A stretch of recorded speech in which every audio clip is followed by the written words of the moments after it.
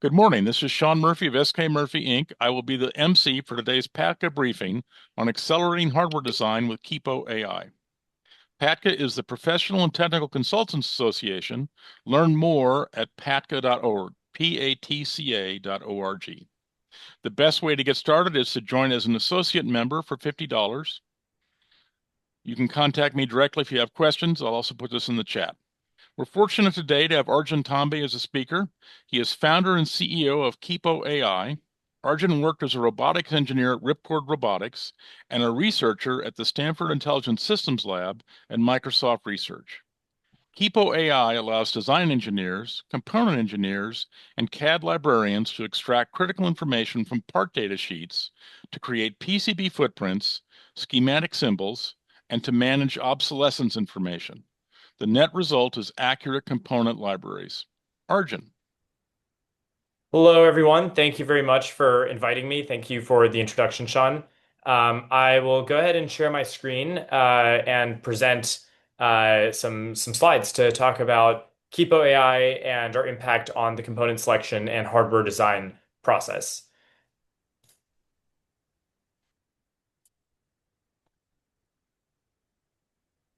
And Sean, does my screen look good to Looks go? good. Great. Well, first off, thanks everyone for coming. Really excited to be here and to present on Kipo AI. What we've developed is a AI-powered parts data understanding platform based on a core technology of AI tools that understand hardware parts data sheets. Now, we've got some very cool hardware here, some things that you've probably seen before, some things that you haven't. Lots of futuristic technologies are, of course, based on printed circuit boards. And what is maybe surprising about all of these things, whether it's a huge piece of ASML EUV equipment, a futuristic smart headset for augmented reality, or an everyday Cisco router, is that all of these components are affected by a variety of issues, all relating to part data. So regardless of when you're building hardware, what kind of hardware you're building, you could be building a satellite, a children's toy, or the most complex piece of manufacturing equipment in the world. But all designers, supply chain managers, component engineers, and CAD librarians face the same issues. All of these products were impacted by long lead times related to poor component selection decisions early in the design process, unexpected end of life or component obsolescence issues, supplier quality issues that affected the product or resulted in recalls, cost overruns, as well as new supply chain regulations that made it difficult to sustain these products. And all of these problems are very familiar to most people who have designed or scaled up printed circuit boards. And the red printed PCB here shown is kind of to indicate that these problems don't just occur in large scale production, but even in earlier phases of development and prototyping, where poor component data can result in a board blowing up when you power it on for the first time because the footprint or the symbol didn't line up, and you've accidentally wired a component backwards, unbeknownst to you, due to the underlying component data. All of that data is in data sheets. So the biggest bottleneck in our view is that the part data that all of the steps in manufacturing rely on, whether it's design engineers putting together a schematic for the first time, sustaining engineers finding replacements for obsolete components, CAD librarians producing the footprint and the symbol for a component, all of that data comes from the PDF datasheet on the supplier's website or on DigiKey or Octopart or wherever you may be accessing it today. Supply chain managers are the most concretely affected, component engineers closely related, but they'll spend a ton of time just inspecting data sheets, going through one after the other to figure out, does this part actually meet my technical specs? Can I find a cheaper part or one that's available in higher volumes or that is compliant with my automotive requirement for, say, AEC Q100 rating and so on? These are very complicated technical questions. These are complicated technical documents that require spending a lot of time and painstaking effort analyzing the data sheet to answer. Now, there's a lot of interrelated problems that stem from that. One is, of course, in the engineering process, determining, does this actually fit my technical requirements? There's regulatory constraints such as environmental REACH RoHS regulation, conflict mineral regulation, as well as new digital passport requirements that are emerging in Europe that make it especially difficult to see where the puck is moving as you're designing a new product for new markets. Cost targets are, of course, a classic issue where pricing instability, distributors change their pricing, there's shortages, all sorts of factors affecting cost, where especially if you don't have a second source for a component selected beforehand, your product's cost would be affected as well. Supplier quality issues that I alluded to earlier also stem from not having a robust and reliable set of second sources available or strong relationships with your suppliers that enable you to control quality ahead of time, as well as targets for the supply chain team, such as this supplier must have a certain volume of revenue so that a niche integrated circuit that you may have selected and designed around early in the design process all of a sudden doesn't meet supply chain requirements imposed by your supply chain team or doesn't match the approved vendor list that has been developed by the supply chain team in isolation from the engineering team developing their own designs and coming up with their own design targets. And I mentioned earlier incongruencies between the footprint and the symbol. That is a classic reason for components or PCBs blowing up in production or when you first power them on in the prototyping phase, just because of inaccurate CAD data or slight inaccuracies in, for example, inverting the order of the pads on a footprint so that it ends up getting routed backwards and stuff like that. Now, we've built a platform that uses AI to understand component data sheets, pulls data out of the data sheet at a very large scale, and populates the world's largest and most comprehensive database of electronic components. We index data from these data sheets from supplier websites. We connect it to supplier information. So, for example, where's the supplier's manufacturing site? What compliance documents do they have? Do they have their REACH documentation? Do they have their AEC Q100 rating? And so on, in order that the supply chain team and those supply chain considerations can enter the engineering consideration early in the design process. We want to enable organizations to shift left so that all of these downstream supply chain requirements, rather than being an afterthought, are integrated into the design process from the very beginning.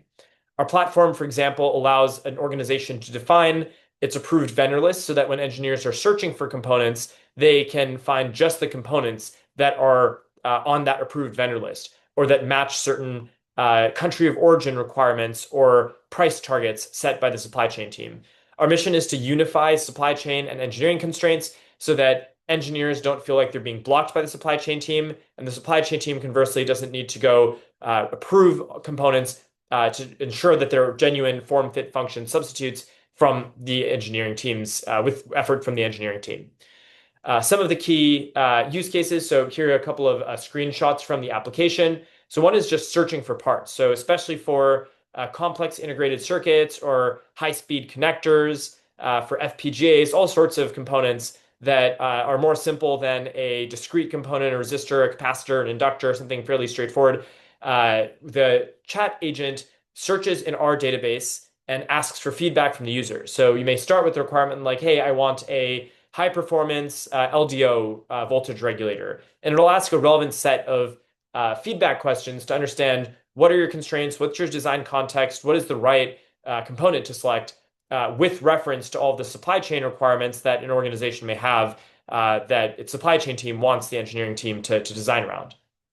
All of that is tied, of course, to pricing and lead time and availability information so that engineers are selecting available components, not just for the simple discretes that are currently integrated into tools like Altium, Cadence, Expedition, pads, but for the long tail of components out there that these platforms have much more limited data for.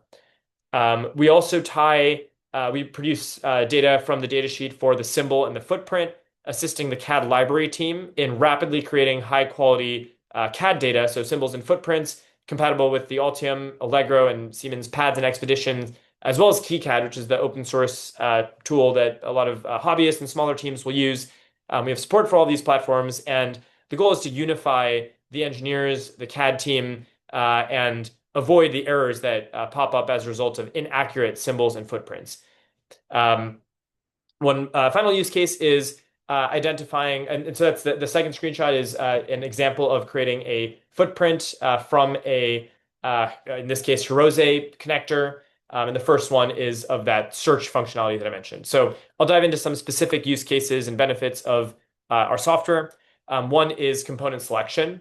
Our tool enables design engineers to find new parts from potentially new suppliers, new parts from existing suppliers on their approved vendors list, especially for cutting edge products that require being at the edge of development, doing a lot of supplier discovery and strategic sourcing to figure out what's out there, what allows me as a designer to push the envelope for product performance. And to do that a lot faster at the speed at which new requirements are emerging, especially in challenging markets like consumer, semiconductor, aerospace, and defense, where performance is really a critical consideration. It enables teams to optimize their bills of materials by identifying redundant parts across bills of material. For example, one of the customers we work with has 30 bombs across their organization, and there's lots of redundancies because different teams have designed these different bombs at different points in times. And so they have identified opportunities to consolidate purchasing, um, increase their volumes on a smaller number of parts, and negotiate more aggressively with their vendors based on higher volumes as a result. It also enables finding cost-saving alternatives. So, for example, finding a form-fit function compatible component from analog devices instead of Texas Instruments, or from Molex instead of TE, or vice versa, in order to find cost-saving opportunities across the BOM. It enables higher accuracy and speed for the CAD library team. So identifying I think the caption here is actually wrong, but producing accurate symbols and footprints from the data sheet for a component so that design engineers can quickly design around that part, as well as having standards-driven, quality, yield-friendly footprints for each component. And we do this according to the IPC 7351 standard for board design. And finally, scrubbing a bill of materials. So ensuring that the bill of materials that you have remains procurable, checking for price, stock, life cycle status on a weekly, monthly, even daily basis, so that if there are new obsolescence issues that pop up, that they get resolved ahead of time before it becomes a problem in production, replacing those end-of-life parts with cross-references or alternate form-fit function compatible drop-in replacement components to ensure productivity, to ensure that production in a production run continues without disruption so that companies can continue shipping for their customers. Um, that's all I've got. I'd love to take any questions if folks have them. Is there a demo? Yeah, I can show a demo. I can show a different screen if that's helpful. Yeah. This is Rolf. One of the questions I actually have is, do you have mechanisms that directly tie into tools like Altium and OrCAD and Cadence and KiCad, that kind of stuff, to help build and make consistent libraries, which is part of my headaches, actually. Yeah, so we do have we have support for the formats for those. So for example, our tool enables export to the OLB file extension, which is for system capture, or the SCH doc format for Altium. The native Altium Cadence, Siemens KiCad integrations we're currently working on. So accessing our tool or our software via the existing within the Altium visual user interface, we don't currently support, but it's something we're working on and planning to release later this year. Yeah, because part of my problems have been, I mean, I know Altium has got their own manufacturing library database. It's all over the map on the parameterization of things. It's almost impossible to manage. And the footprints are, every company has their own naming way of doing the footprints, and I got to recreate them all the time. And let's see what else. There's one other comment I had on that. Oh yeah, the layering of the PCBs, for example, which I don't think you're directly involved with, but the layering of the PCB mechanical layers in Altium specifically, it also is very inconsistent. So these are all issues that I've dealt with and had to basically create everything locally. It'd be nice if I didn't have to do that. Yeah, and actually on that topic, we do have some of the other layers. So the that screenshot that I had shown has a very simple sample land pattern, but the application actually has all of the layers. So there's a solder mask, the keep out, the silk screen. There's a max height layer. So some of the manufacturing layers we do offer, and for depending on the company size, this is stuff that we can customize as well. And this is where we see the advantage over a sort of generic library solution like, SnapEDA, Ultra Librarian, or Semaxis, where they have a team somewhere that's going through, popularly used components and producing a Right. symbol and a footprint for you. By contrast, our goal is produce that data live from the underlying geometry, the underlying mechanical dimensions of the package to the user specification. So, for example, we have one customer, very large scale, CPU and board company that has some custom DFM requirements where they generally want all of the pads and sizing to use the minimum constraints on the tolerance, Right. except for the body outline, which they want to use the maximum. So stuff like that, we want to be able to customize to support custom manufacturing layers. Oh, thank you. What's your So pricing? It depends on the customer. They're kind of low what's the minimum price for one seat to get started? $40 per month. So that's the entry cost for a single, individual user. Okay. And it goes up from there, obviously, for like large enterprises and stuff like Sure, that. sure, sure. But most of the folks on this call are in small consulting firms, and so the $40 a month gives them an anchor on that. Totally. Um, we don't have to address this right now, but it seems like what Rolf is asking for, which is not there yet, is something that looks more like an MCP connection to clean up existing libraries. So right now you can Mhm. generate through intermediate or standards-based import formats, but you don't have direct access to the tools at a read or write level. Is that? I'm just trying to clarify where you are. I'm Yeah, not. yeah. That's not a shortcoming. That's just where you are. Yeah, we don't have the ability to pull natively from the Altium libraries. What we have done in the past is to make that kind of a one-time, non-recurring engineering kind of effort where a company will come to us and say, hey, we have 20,000 footprints and symbols that we want cleaned up, that were created over the past, 15 years. And they're in inconsistent formats. There's, data cleanliness issues, there's quality issues, and we want them all to be redone according to a standard. And so we can do that on a one-time basis to go through the all of the each of the parts connected to a data sheet, determine is this an obsolete part, is it not recommended for use in new designs, and to fix the footprint and symbol. So just to take the data sheet and generate a new footprint and symbol according to the user's standards and the company's standards. So that is something we can do, but it requires we need access to that data. And we don't have like a native connection to Altium libraries, but they can be exported. And so we can take, for example, a zip file of a bunch of SCH-lib and SCH-doc files and go through them and use them to clean up the resulting data. Thank you. And also, I'm curious on this.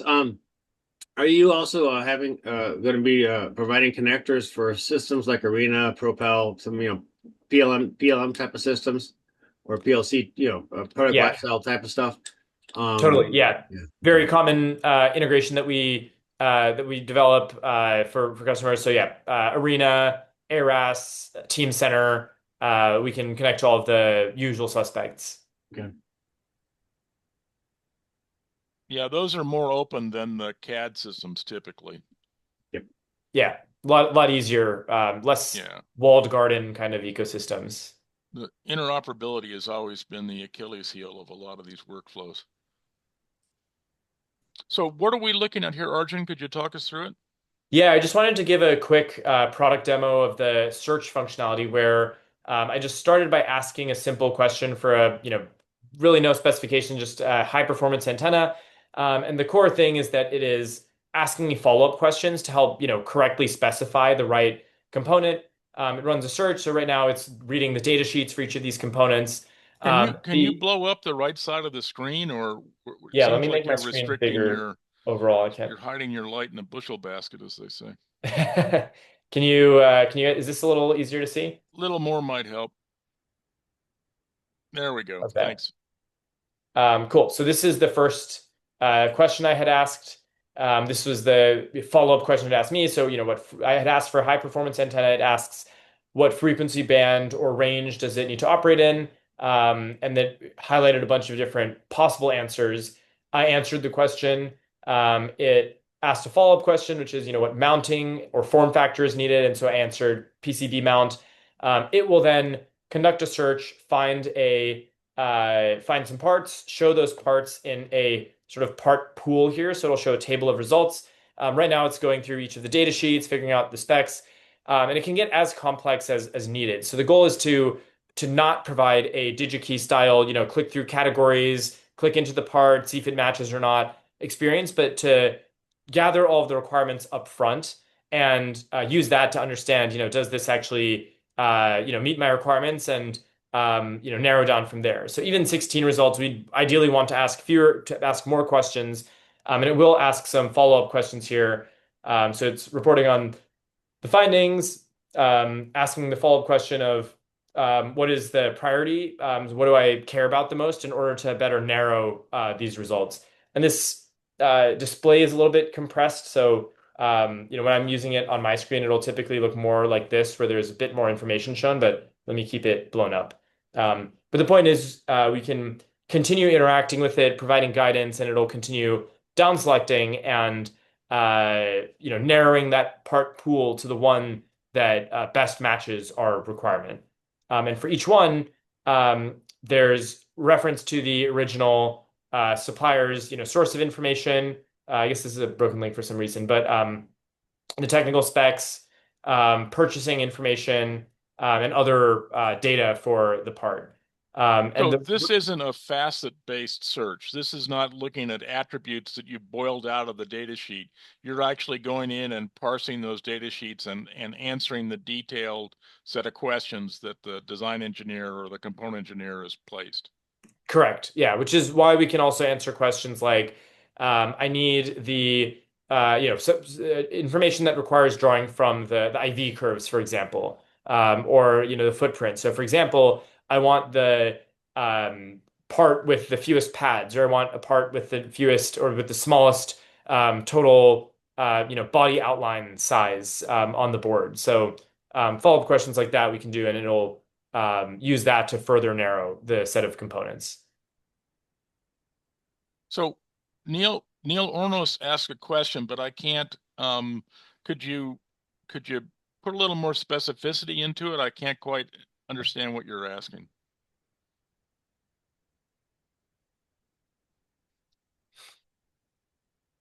Neil?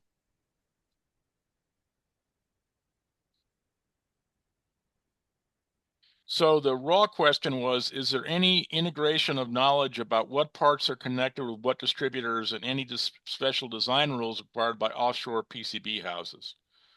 So Yeah. The latter part, so design rules for offshore PCB houses, no, we just use the IPC standards, which are in part, of course, derived from the manufacturers, their manufacturing guidelines, what they've learned from the contract manufacturers in their network. So the standards, are we follow them because obviously they're trying to get adoption and they work pretty well. Some EMS companies will have their own. It always depends on that company's processes, equipment, the design, stuff like that. So there are going to be some deviations that companies have according to how their EMS operates, how their designs work, and so on. But as kind of the blanket, default, picking the one of the three IPC standards. So in this case, there are A, B, and C density classes. So they'll just use the maximum, nominal, or minimum tolerances for each of the pads. And that's what we go off of. And then for distribution, that is something that we have as a pretty big strength. So I'll show you an example of a bill of materials that's been uploaded and what kind of data we have for that BOM. Because you can upload a whole BOM, it'll go through, excuse me, all of the parts on the BOM, find parts for each one, and filter down which distributors match your, for example, approved vendor list, which is also in this user preferences tab. So there's information around disallowed countries. There's an AVL. You can filter it to require to only search from the approved distributors of a part. So um, point being, there's a lot of control over how it searches for distributors and which distributors it finds information from So, and stuff like that. so a clarifying question on that. So let's say I'm working with three different customers in the course of a year. Is there a way to save off somehow these different kind of component selection rules or distributor relationships so I can adopt the persona or meet the requirements of customer A or then customer B or customer C? Yeah, so these preferences can be tied to kind of default at the user level or to specific projects. So some of these projects are if they're for specific customers, the preferences can be saved at the project level to override the general So we're going to user have a default. master list and then project by project. Can I clone a project to inherit the rules from the last one? Yeah, exactly. So here's what the project's view looks like. So here's an open source bill of materials from an old, Intel part. So there's tons of parts here. A lot of them obviously are going to be simple, discrete components. I think there's something Hmm. like 800 items on this bill of materials. But for each one, there are a variety of, and this is on the assumption that there are 10,000 of these boards being made. So lots of different options, and some are filtered out based on our restrictions. So in this case, DigiKey doesn't have the sufficient quantity, or at least I think they have like DigiReal or like individual bags. So this one's filtered out. In this case, they have a proper tape and reel that that this component comes in, and there's a few other options, some of which require corresponding directly with the vendor to get pricing and lead time information. So you'd have to send them an RFQ. In other cases, there's e-commerce options from Future and of course DigiKey and other vendors that have that cater more for smaller volumes. But there's a really wide range of vendors. There's I think something like 42,000 suppliers in our supplier database. So yeah, there's a ton. So Neil, once you unmute, I'm having trouble understanding the question. So this isn't a PCB layout system. It's a tool to specify footprints and symbols and select components. How does the question you're asking relate to at that level of design?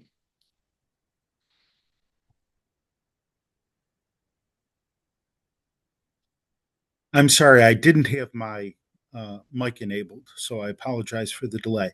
Well, what I'm concerned about is that some PCB houses are very picky about what parts they're willing to place or will require extra space or something like that. So that is a constraint on what part you might want to pick. And having knowledge of that could control,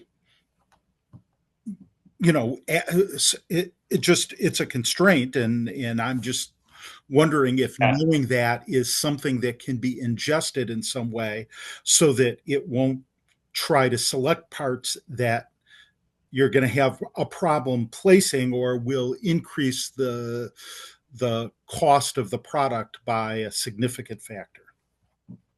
That makes a lot of sense. The thing that it's doing right now is it's using the project context and history to make those judgments. So, for example, in the context of a project, if you ask a question like that once, where let's say you have that short list of 19 antennae, and you ask a follow-up question that based on my design houses or my board houses constraints, I need components that look like this. It'll save those preferences or that history, the search history in the project, and use that to help sort and re-rank which components are more likely to match your preferences. For example, one maybe simpler example is in one project, maybe you're delivering for an automotive customer and they have a stringent requirement that everything on this board has to be AEC Q100. And if that's the case, then you start with the requirement like, hey, I'm looking for a LDO, and here's a list of parts, and you have some technical specs, and then you realize, well, actually, these need to be just AC Q200 or Q100 qualified parts, and then it'll drop the list down to the couple of parts that match your requirements. But because you've asked that question, it will save that history in the context of that project and use it to guide future searches. So the next time that you search, it's not explicitly saying here are my constraints for vendors or footprint and so on, but it will use the history of what you've searched for in the past in that project context to say, okay, it looks like you're likely to be in an automotive engineering context, and the next time that I search for another part, I'm going to try to find parts and show parts that are appropriate for automotive engineering, which means AEC rated. So you're inferring it, but there doesn't seem to be a way to assert that directly. Yeah, what it is remembering is shown in the same preferences panel. So Oh, okay. down here, there's a lot of and I give demos on this account, so there's a lot of it's kind of all over the place here, but for example, radiation hardened components. So it's using a ton of different context from your search history. So you can explicitly craft and shape those requirements. But it is kind of a soft, requirement. It's not, for example, I can only use components from my approved vendors list, and anything off this list I want to absolutely exclude and never want to see these components. So it's more deciding what to show you at the top of the selection and what to show you at the bottom based on those constraints. But it's a useful piece of feedback, and I think that sort of thing, percolating that information to the user, why is this shown last or why is this shown first, sounds like it would be useful, and allowing the user to shape that explicitly sounds like it would be useful as well. Yeah. So we had a question from Nick that I think embeds a useful suggestion. He said, I like KiCad's approach better than Altium. They're not even trying to provide an enterprise parts library, but they do provide an interface for scripts or third-party tools. That might be a first target for a deeper integration to model what you might be able to do. And I'm not sure KiCad is used as much in enterprise, but for consultants and for small shops, that might give you a way to kind of do some of the curation of existing libraries or cleanup of libraries. Yeah, I think that makes a lot of sense. And there, I like them just because it's very easy from a development, like a software development perspective, to integrate with them. Everything's open source. It's all very well documented. So I think that suggestion makes a lot of sense. Um, and surprisingly, we do have one enterprise customer that uses KiCad, which I was surprised myself to learn. But it's a big engineering organization, and they have tricked out KiCad for their own needs. So and it's pretty well featured. It's a very it's a pretty robust piece of software despite not really targeting enterprise. But I think it would be a great first step to start and pioneering the integration with. It might let you put some more pressure on the majors that are more or maybe less interoperable. Question Right. from Rolf. So does the tool provide alternate sources for discretes? For example, in some applications, the specific dielectric are not a significant requirement in an application. Rolf, you want to add any flavor to that? Yeah, some of the, I mean, so you start off with some discrete components that you select one only because you really just care about voltage and value on the capacitor. It's probably a small signal application, and sometimes, especially when you have hard times getting the smaller values, you need to change the dielectrics. Does it provide a clean avenue to automatically go that direction in this optimization of bombs, for example? And the same question kind of holds for inductors and stuff where you might have identical packages, but you couldn't tell using DigiKey, for example, that they actually are, other than maybe matching the mechanical dimensions and stuff like that. was curious, how sophisticated is the tool So come let him answer the out? two questions before we Sorry, Okay. sorry. This is to me. This is really interesting because I often have to come back to clients to help them out in these applications. I'm just kind of curious about it. No, that makes total sense. And yeah, I think that's very much a core use case for us, especially the latter. So I think, there are like DigiKey has cross references listed. Some of the suppliers themselves will have cross references, listed. And where we want to differentiate is to increase the scope of those cross references because it's not a person manually annotating, this component looks like that one. We can get a lot wider coverage, more recent coverage when things very quickly become, if something became obsolete 2 weeks ago, we can immediately respond to it. And just much greater depth about each component, unlike, Silicon Expert or Z2 Data, having a true sense of, pin-to-pin compatibility, footprint compatibility, for, a processor understanding, is the memory map the same? Is it going to require a firmware change? Stuff like that. So that is very much something we want to cover. And it is, it does assess, it reads the data sheet, it's checking, what are the dimensions of the footprint, pad sizes, dimensions of the component, all of that. It is an active area of development, so it's a lot better for standard package types. So the, JEDEC, the standards body defines something like 23 or 24 package types, like the, SIP, DIP, SOT 23, so on. And for those, the performance is high. For connectors and kind of oddball components, it's a lot less consistent, and so we're working on that as an active area of development.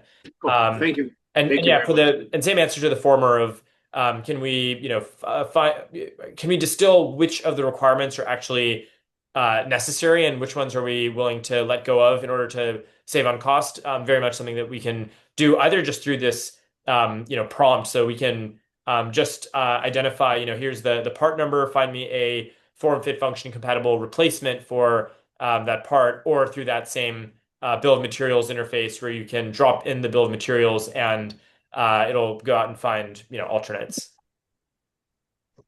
So Arjun, we got, how go you ahead. how you update your database as new components or parts are created or changed? How you do that? As in when the supplier publishes changes to their parts, or when you swap out parts on your board. No, when the supplier changes parts, when a new company creates Yeah. new parts, Yeah. how you So update your database?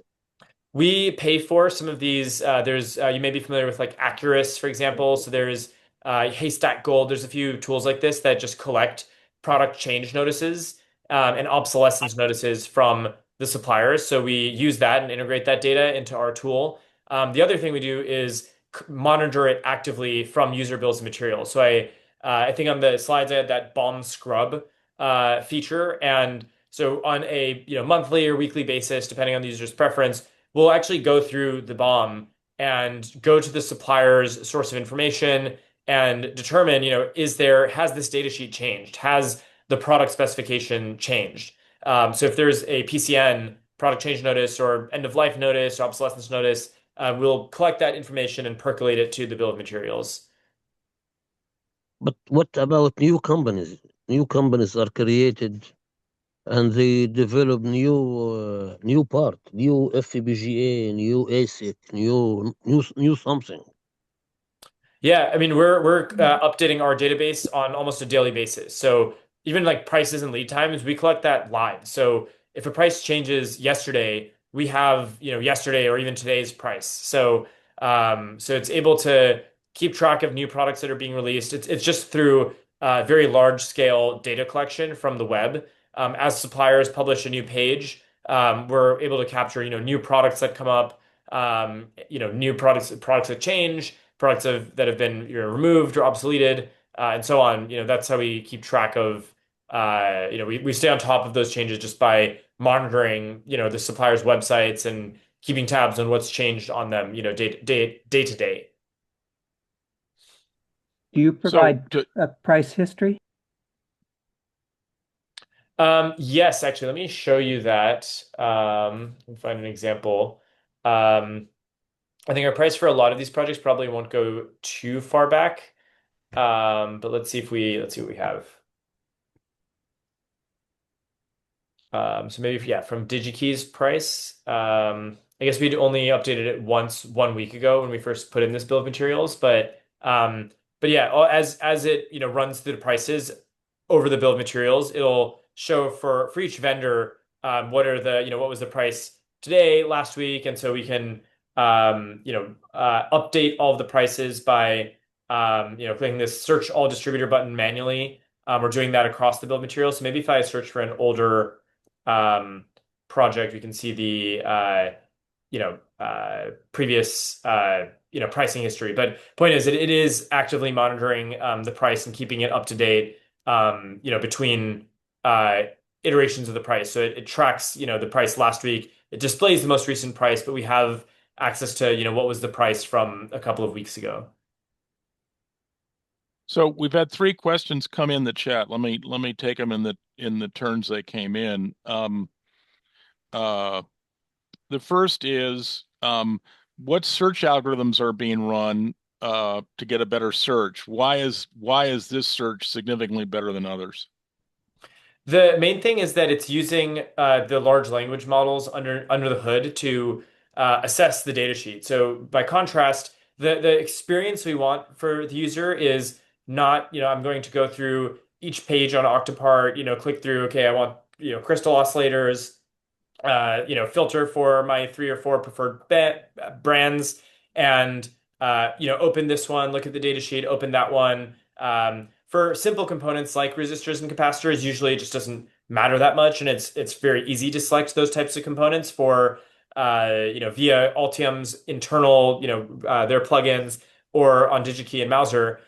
Where we think this adds the most value is for complex ICs, where there's a lot of trade-offs, there's a lot of specifications to consider. And in order to find the right component, you would be sitting in front of data sheets for a long time, checking, does this have the right thermal performance characteristics? Is the footprint the right size? Let me read the table of electrical characteristics to understand how this component works in detail. So that's the sort of work that we want to, automate with this platform, collecting all of the requirements up front and running a search. And the main disadvantage, of course, is that it's slow. So it's not as fast as, I type in, 10K resistor, and I can immediately in like 3 seconds find something from DigiKey that just works and gets the job done.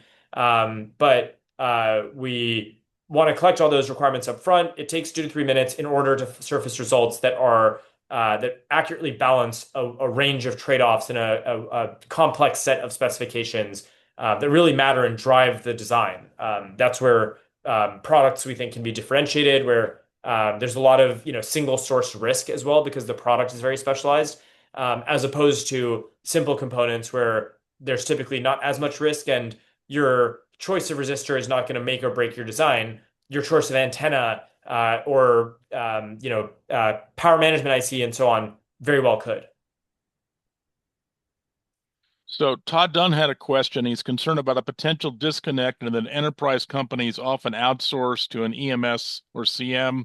Are you expecting the OEM to inform their CN of PCN? Yeah, so that is there's like a range of customers and company sizes. We do work with some of the largest companies out there, so very very large Fortune 10 manufacturers who are in fact so large that they're actually they have the component engineering team sitting in Shenzhen of 10 people in Shenzhen, 10 people in India, more people in the United States, who are doing all of this work, including PCNs, finding second sources, stuff like that for the EMS company. I think there is, of course, this kind of still enterprise, but slightly smaller band where the EMS company is doing a lot of the purchasing. They'll have their own pricing.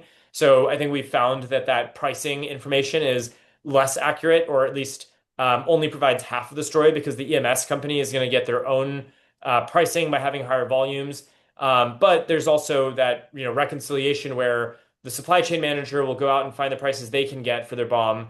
The EMS company will go out and find the prices that they can get volumes for, and then they'll kind of cross-check and reference whose prices are the best across the BOM. And so still can be a useful, first step in finding at least, what are my rough order of magnitude? Where can I find cheaper components or components that are at least, recommended for use in new designs as opposed to the opposite. But you're right that it is a challenge in that there's now three parties where the EMS company, in kind of middle, smaller enterprises are they themselves are dealing with EMS or sorry, with PCNs and EOL and doing the purchasing, placing orders, and choosing the distributor a lot of the time for our customer. And so that module just may not be as useful, just depending on the company size and who exactly is using which features of the software.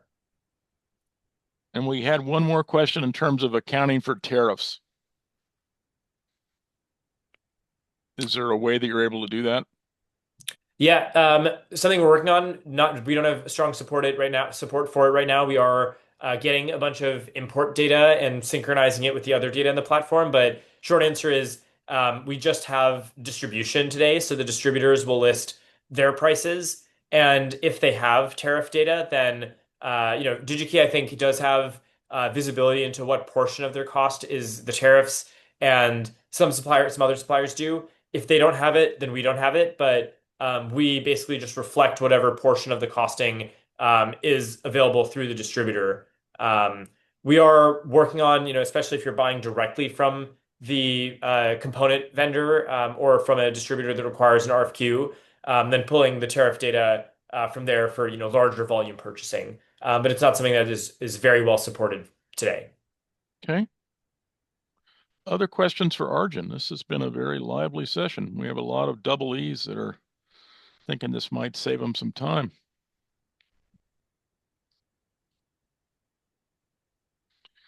Well, Arjun, do you have any final remarks? Any you want to put your final screen back up and Yeah, let me go ahead and do that.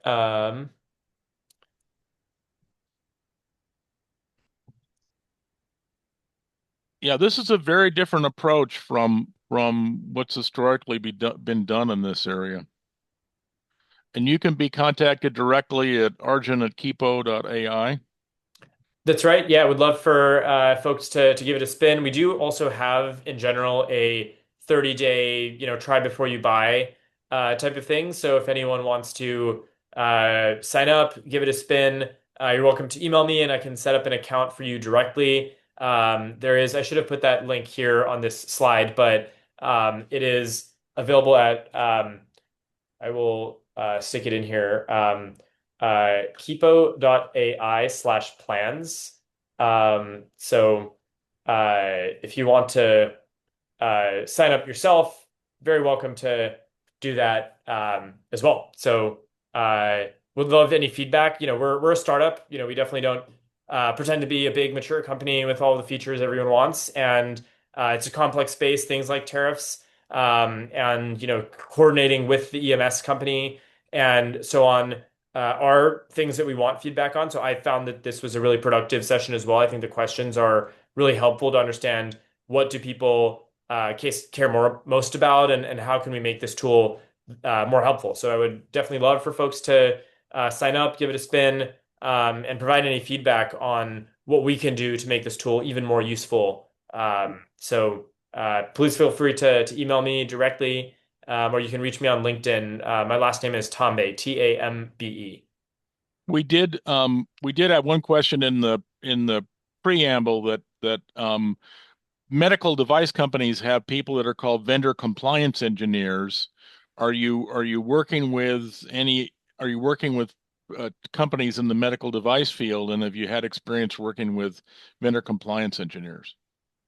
Yeah, to be honest, we don't have a ton of medical device customers, so it's not a field that I'm as familiar with. It sounds like it's very similar to kind of a medical device specific version of component engineers that are maybe specialized in understanding the documentation and reliability requirements for regulatory reasons.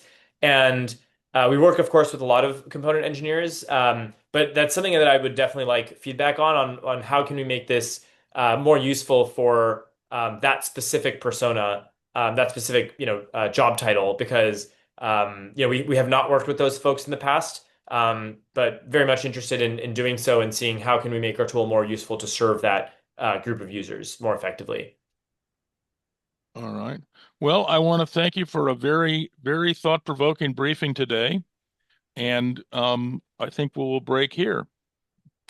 Thank you everyone for listening. I really appreciate the thoughtful questions, and thank you, Sean and Teresa, for the opportunity. This was a lot of fun.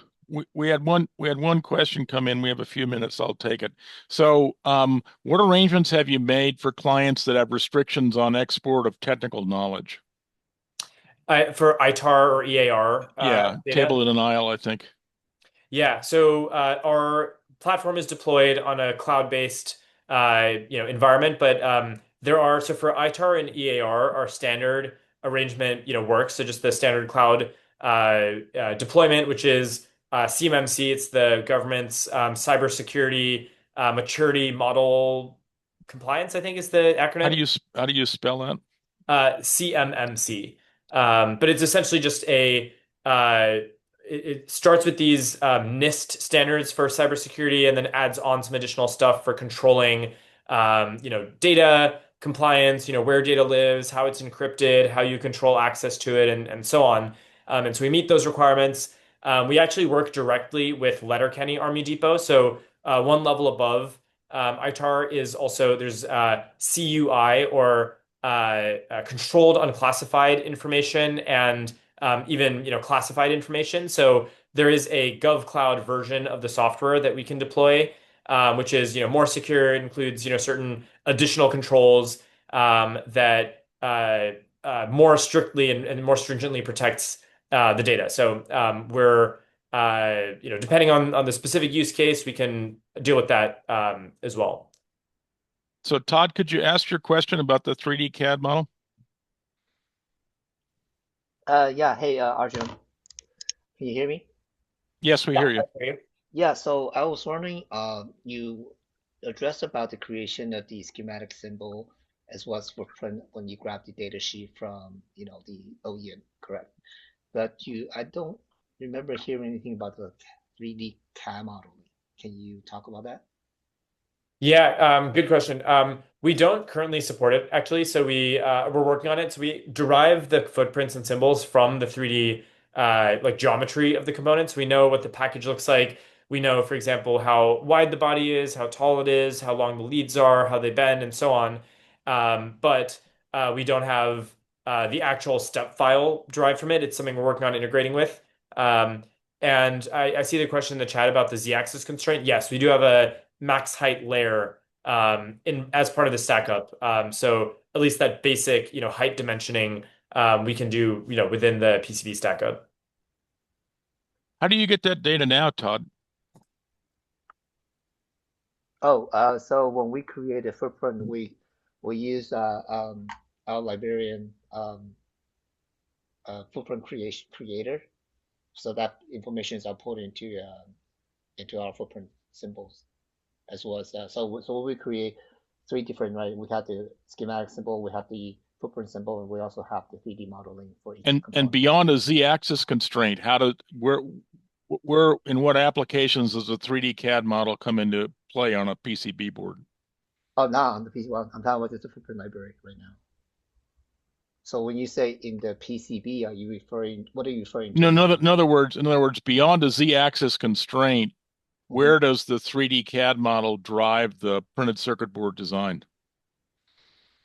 So when you import the CAD model footprint into your PCB design, you can pull out the mechanical and 3D modeling mechanical. Right. So are you trying to do that to model airflow, or what's the application for that data? Oh, I mean, it's not. So when we do the PCB design, we move into the SI and PI as well, right? Signal integrity, power integrity analysis, as well as thermal analysis. So for airflow for thermal? Mm-hmm. Okay. So it depends. It really depends on the application, right? So we deal with a lot with the high speed applications. A lot of our designs are moving into the 30, 36 layers design. Okay. Yeah, But that's a stack up, right? That's not the component. correct. But when we do design from the front end, we when we start creating schematic, the creation of the schematic symbol, footprint symbol, and 3D modeling, these every single component we have a tons of library already. So that's majority of our designs.